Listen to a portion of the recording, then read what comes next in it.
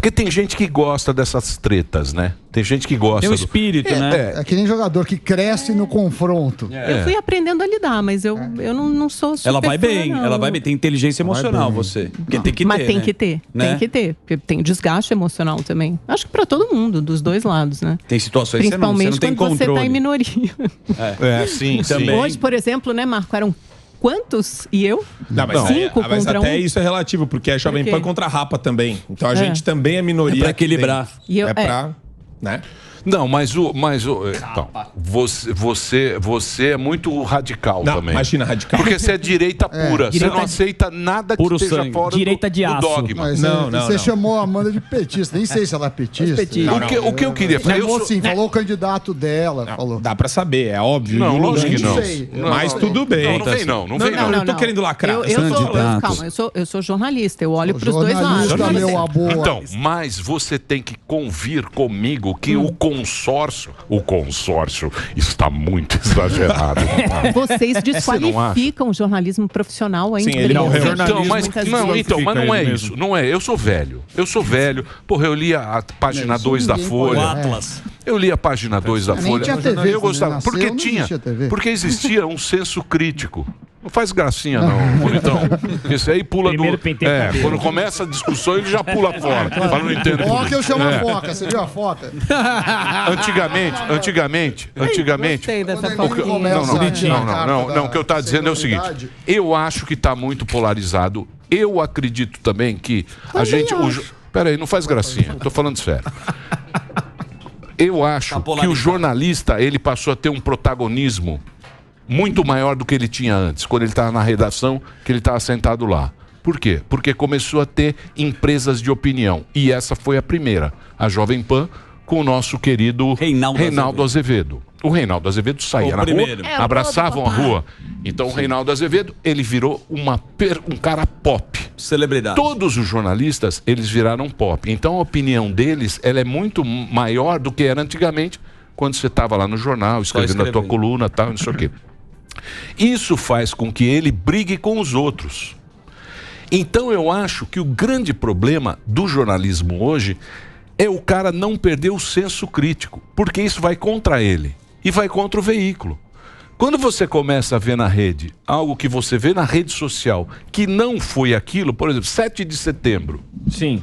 7 de setembro foi um negócio assustador, na Globo você não viu. Nada. A Globo não passou nada. Nada. Quando você vê na empresa interna, por exemplo, você pega a empresa, um jornal português, aí coloca Bolsonaro e Lula.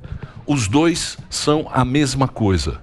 Ele tira o Bolsonaro daquela manifestação de 7 de setembro, coloca 3 pessoas atrás. Eu estou falando o seguinte, a linguagem que o cara usa. Eu acho que quem perde isso é o jornalismo. Exato. Porque ele não está mostrando o fato. Ele está mostrando ali.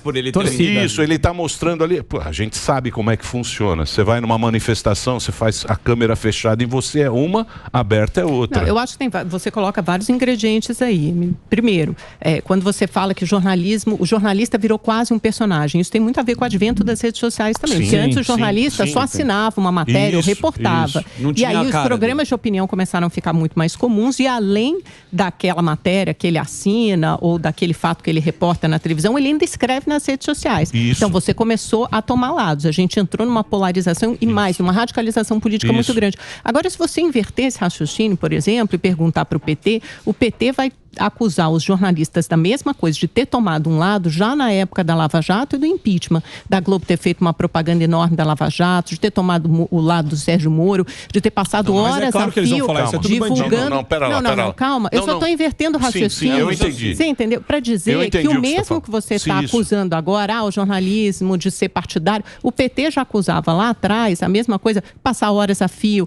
mostrando aquelas coletivas da Lava Jato, que na verdade eram muitas vezes denúncias, quer dizer, a pessoa não tinha sido sequer condenada, mas é como se tivesse sido previamente condenada pela imprensa.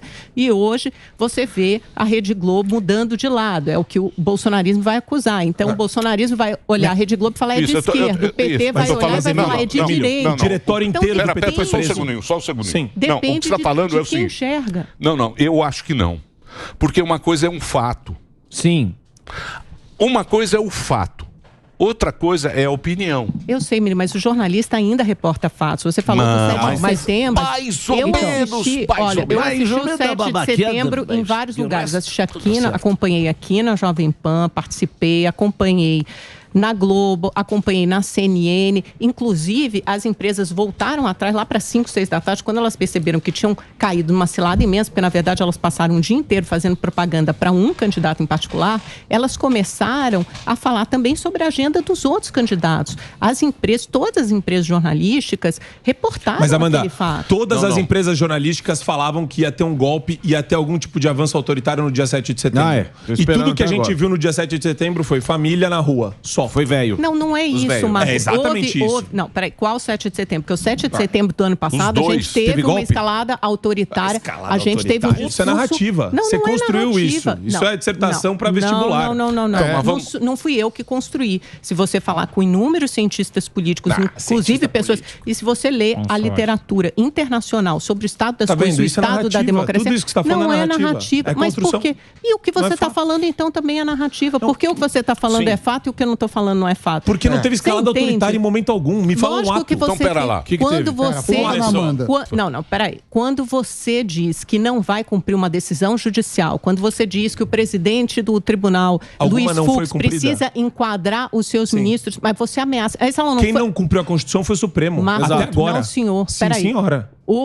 O Bolsonaro, quando ele faz um discurso no ano passado, de 7 de setembro, fazendo uma intimidação e uma ameaça de escalada autoritária, se no dia seguinte o Congresso, aí sim, Augusto Aras, Supremo Tribunal Federal e o Congresso Nacional, inclusive os partidos que fazem parte da base aliada, se eles não dessem aí sim uma enquadrada no Bolsonaro, o que o obrigou a 2, 3 dias depois escrever uma carta, redigir uma carta a 4 mãos com Michel Temer, se ele tivesse tido o endosso desse pessoal, pode ter certeza que essa escalada Amanda, teria... Muito C. Você tem muito C na sua frase. Mas eu tenho vários sims agora.